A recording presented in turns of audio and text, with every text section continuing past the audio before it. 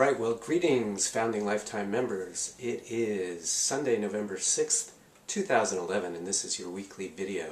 This week we're going to I'm going to address the whole issue of setting intentions. Now, this is something that we throw around in class all the time. Hey, maybe you should set an intention for that, maybe you should set an intention for that. Sounds like a perfect opportunity to set an intention.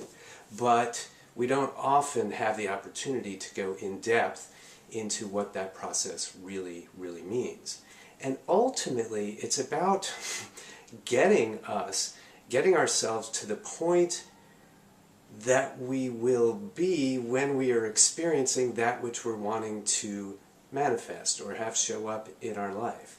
So let's say it's a fantastic job and you're not in that today. What do you want? What will you be saying about that job on the day you have it? After your first week of working there, you'll say things like, I have an amazing job. I'm so happy.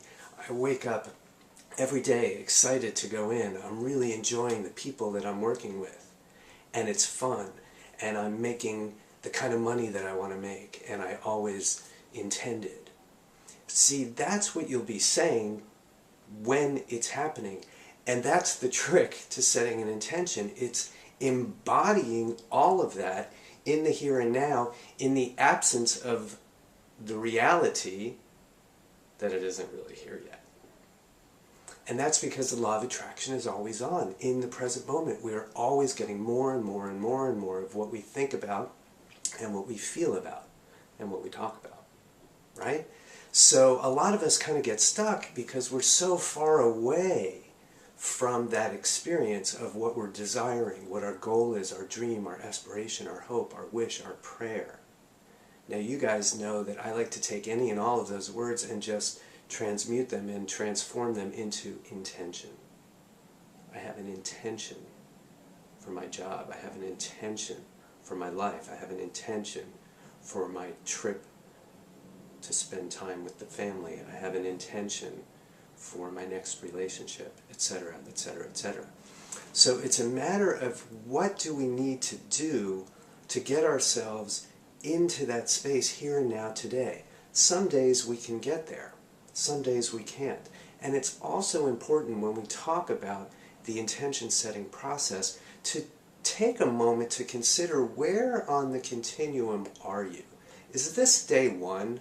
Are you sitting in a ton of stuff that's not to your liking and intending for several things to change or even one thing to change, but so far away from it, and you're sort of on day one where you're just starting to organize your thoughts? What does it look like?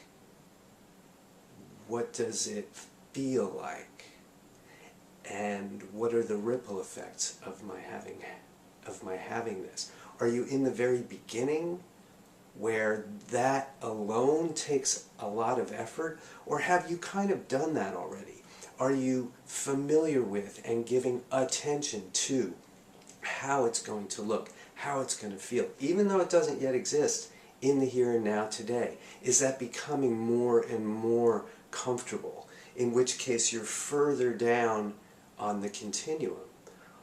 Or are you at the point where you don't really even have to spend a whole lot of conscious time or energy or attention on it because you know and trust that it is already fully in process, and there's nothing really more that you have to do because you already have embodied it. You know what that new job feels like. You know what it's going to be like. You trust that the universe is in the process of delivering it to you, and you can go about the business of your day-to-day life in the absence of that thing with relative ease. So there is a continuum to where we are in the process at any given point, and it's important for you to give yourself a break and also to have some conscious awareness of relatively where you are in the process. When we talk about setting the intentions and we're down in the beginning, we really do want to flesh it out in terms of what it looks like. Imagine that somebody's got a video camera on you and they're just watching you in the course of a day or a week as you're living your new intention. What might they see? and use that idea. I wake up every day and I go into a place that is inviting, and I am interacting with all kinds of different people, and I am challenged intellectually and stimulated, and I'm thrilled when I receive my paycheck. Those are the kinds of things we would see. We also then want to concentrate on how it feels. I'm excited, I'm energized, I'm stimulated, I feel alive.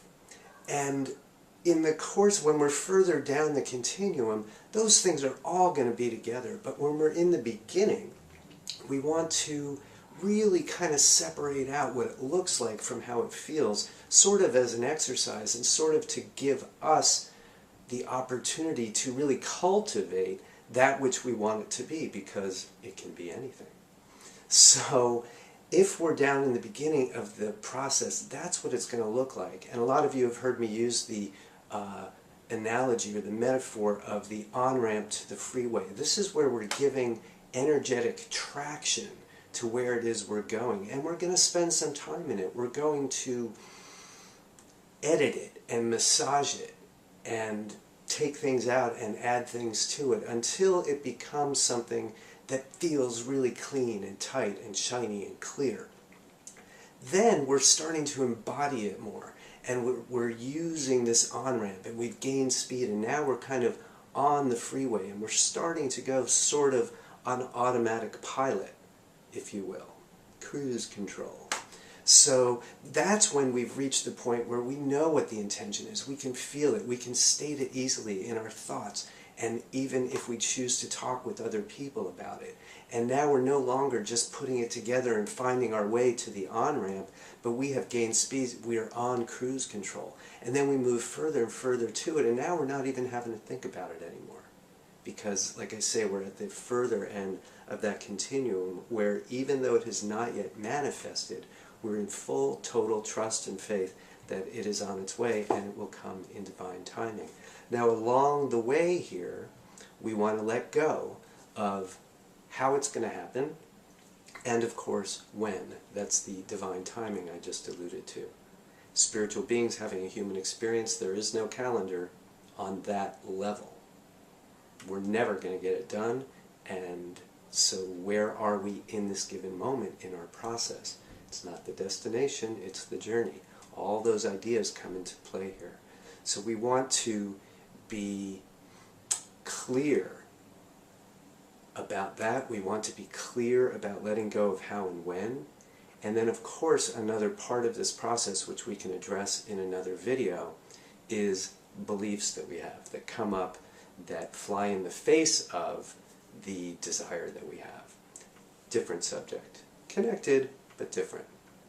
So I hope this helps to just kind of think about the intention setting process, to get a sense of its breadth and its depth and its dynamism in and of itself. Remembering always that we are just choosing, by setting an intention, to engage the law of attraction in a conscious manner. Otherwise, we're engaging it unconsciously, as I think you know.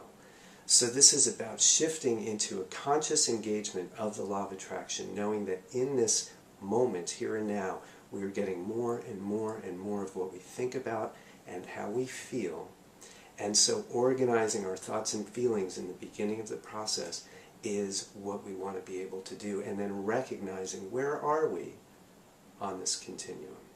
So I hope this helps. Please email me with any questions, comments you have about this video or other subjects that you would like to see addressed in this way, and I'll see you next week.